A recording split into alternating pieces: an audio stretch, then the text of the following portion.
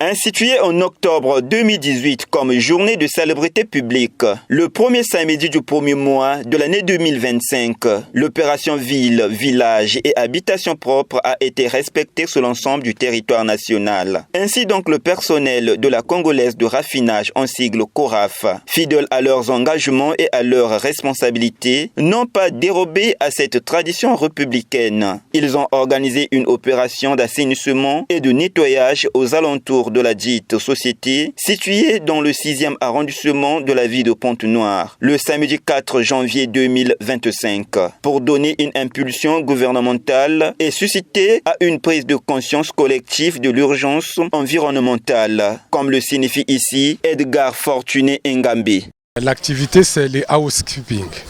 Il s'agit de rendre donc les villes propres. Il s'agit donc d'une activité de ménage.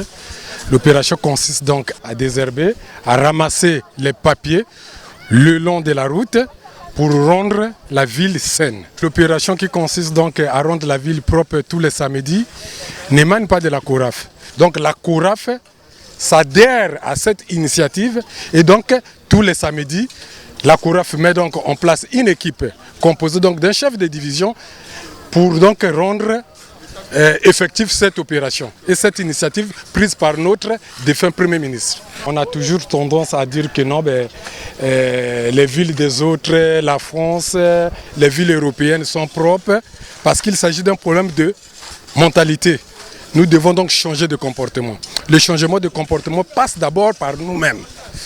Vous voyez, on ne peut pas tolérer qu'une personne puisse jeter les papiers dans la rue une fois qu'il a fini de manger. Déjà nous-mêmes, nous devons nous conscientiser.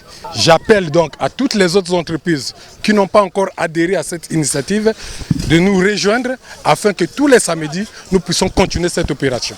Profitant de cette instance, le chef de bureau gestion du personnel de la CORAF, Yekele Mobutu, a invité d'autres sociétés à s'associer aux efforts du gouvernement et a par ailleurs souhaité que cette directive soit pérennisée. On a le devoir de rendre cette ville ou le pays propre par le biais de notre administrateur général qui est Raoul Ominga, qui nous a toujours demandé d'accompagner l'État congolais dans ses actions.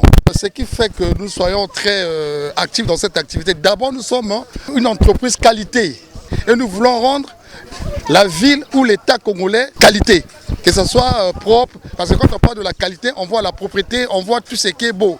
Nous voulons être devant dans cette action. Il est donc question pour chaque Congolais de consacrer une partie de son temps à cette activité chaque premier samedi du mois, car la propreté chasse la maladie. Nous sommes à la fin. Au nom donc de monsieur l'administrateur général, Merson Raoul Ominga, au nom de monsieur l'administrateur général adjoint, monsieur Patrice Yao Kofi, au nom de tous les divisionnaires et toute l'équipe de la raffinerie, nous vous disons merci.